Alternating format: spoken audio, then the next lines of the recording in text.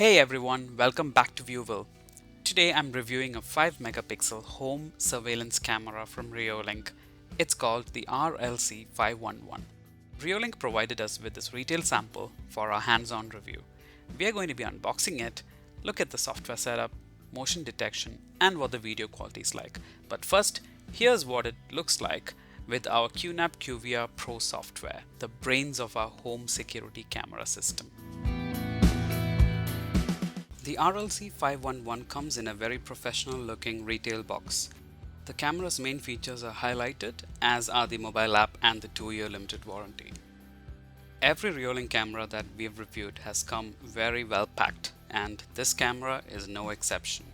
The box contents are the RLC-511 IP camera with optical zoom, installation screws, roll plugs and an Allen key, waterproof sleeve for the Ethernet cable, a 1 meter long blue network cable, a software installation CD, installation guide with photos, mounting hole template, and a surveillance sign. The RLC-511 is a bullet style camera and it looks quite boxy, and that's because of the optical zoom inside. The body is fully metallic, there's no plastic here, the fit and finish is good, and as with other Reolink cameras that we've reviewed, it looks far more expensive than it actually is. So this camera has a motorized varifocal lens and it has autofocus as well. The optical zoom is 4x with the focal length going from 2.7 mm to 12 mm.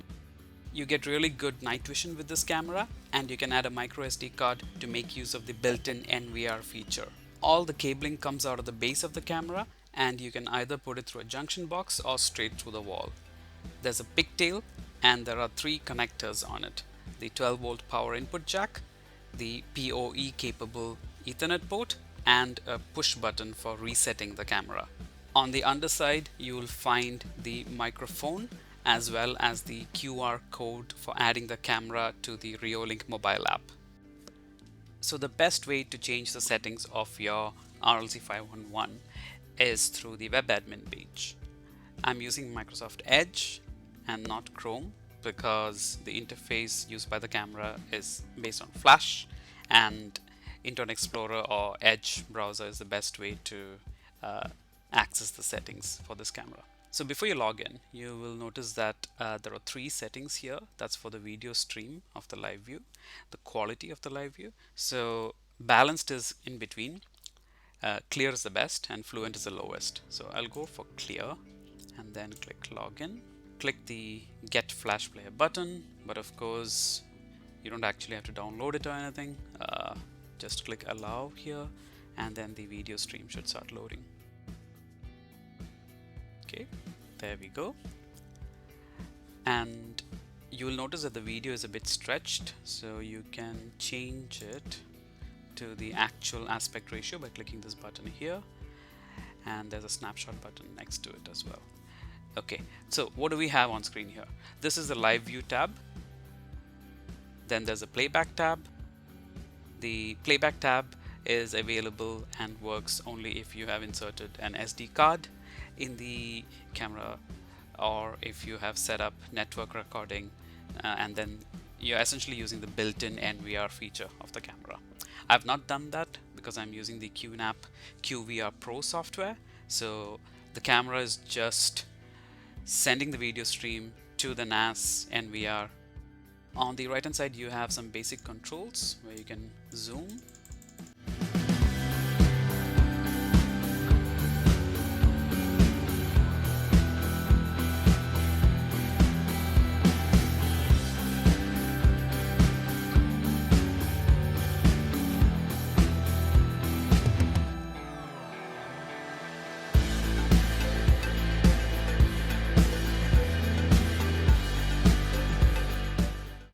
and I think I've reached the limit of the zoom. Yep.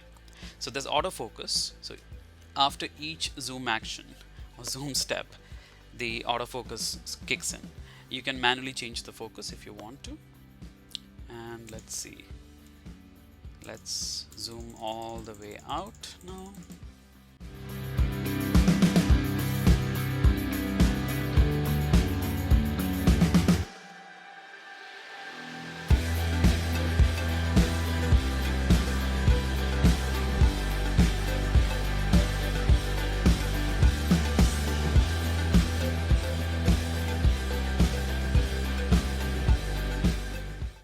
And then you have access to some quick settings here on the right. So basic settings, you can change the watermark, you can get rid of the Reolink logo here, and or enable or disable this text over there. You can type in anything you want in the bottom right over here. Then you can change the stream settings. So you have quite a few options from 5 megapixels and downwards. You can change the frame rate, the bit rate, etc. And then of course you can change the image settings. So that's not for the snapped images, but that's actually for changing the video appearance. Okay, you can mirror the stream, you can rotate it, all those usual options are there. And then under advanced settings, there are quite a few things which can help you to get better image quality. I've just left everything at defaults. I think it works quite well. Didn't feel the need to uh, tweak those any further. Now this camera does have a microphone, so you can increase or reduce the volume over here. Okay, let's click on the settings button and then explore this a bit further. Right. Under OSD, this is where you can mask off certain areas of your image, and that's certainly a must-have feature to protect the privacy of your neighbors, for example, or to comply with the law and not have any public streets or the pavement in your video, or if you just want to mask off certain areas for any other reason. So that's there. Then under recording, you can change the video settings. So that's the mainstream, the clear stream, and then the substream. So a few different options are available. These are the defaults. So the maximum bitrate is 8 Mbps. And on the substream, you can see there are no other options. It's just 640 by 480. You can increase the bitrate. I would go for 512 actually, instead of 160. But yeah, that's what you've got.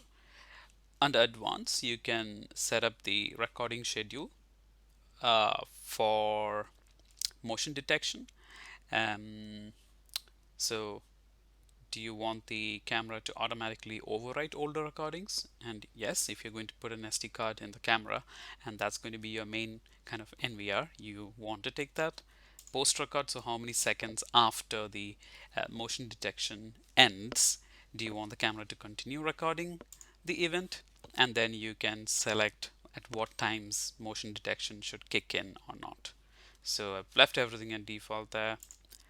Going to the network settings, right? That's my network details.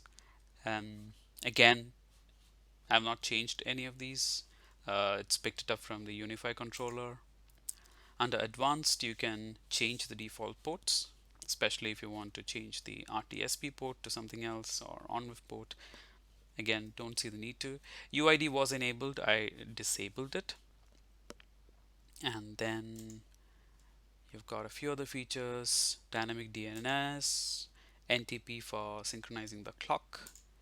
You've got email notification settings, so it can attach a snapshot or a video, which is a good feature, definitely. And then you can set up a different schedule for these email notifications. There's a very helpful section in the manual that tells you how to set this up. FTP, if you want to push your video or snapshots to an FTP server, and you can choose the mainstream or the substream. So pretty good options when it comes to configuration and push notifications. So under the alarm section, there's just one subsection called motion, and then there are two things you can do here. You can adjust the sensitivity of the motion detection algorithm. Now this is basic motion detection, so it just looks at is there any movement in the scene. You don't get the advanced motion detection methods such as line crossing or intrusion detection, which Hikvision or some other brands have. But you can change the sensitivity according to the time of the day. and that's pretty useful to reduce false alerts. Yeah, that's the biggest problem with basic motion detection, and this should help. And under the detection tab, you can specify specific regions that you want the camera to monitor for motion detection. So you could, for example, select this area. So what the camera is going to do is it's only going to monitor that region for motion. So if there's motion in this region, it's going to ignore it. You won't get a notification. It won't be an on-with event. So how does the camera do when it comes to the video quality? So as you can see, this is an actual motion detection clip from the QVR Pro software. The motion detection is being done by the camera, and it sends the event trigger to QNAP, which then starts recording. You can see the video is crisp, it's clear, it's sharp, and I'm very happy with the overall quality of the video here. The camera has an automatic day-night sensor, so when the sun goes down, the infrared LEDs turn on, and the overall quality is pretty good. Noise is well controlled. This is not a low light camera, so of course it can't compete with the more expensive dark fighter cameras, but it's still pretty good for the money that you pay for it. The Reolink mobile app is one of the best in the industry, and once again was very impressive with the RLC-511. I noticed that there's a new floating window or picture-in-picture feature, just like my favorite app, TinyCam Monitor Pro. Great feature, I love it. Landscape mode looks great too. So let's wrap it up. At around the $100 mark for a bullet camera with optical zoom, the RLC-511 is very affordable. It is compatible with DIY security camera systems and home automation setups thanks to the ONWIF and RTSP support. Onboard mic? Check. SD card for standalone operation? Check. You can even define motion detection zones with variable sensitivity. A great mobile app and reliable push notifications. So everything a budget bullet cam should be able to do. On the other hand, the zoom and autofocus are both slow. There's no advanced motion detection methods like line crossing or intrusion detection. And there are no physical alarm connections. So what do you think about this bullet camera from Reolink? Let us know in the comment section below. Thanks for watching. Hit the like button if you found this review useful, and subscribe for more DIY home security and smart home videos.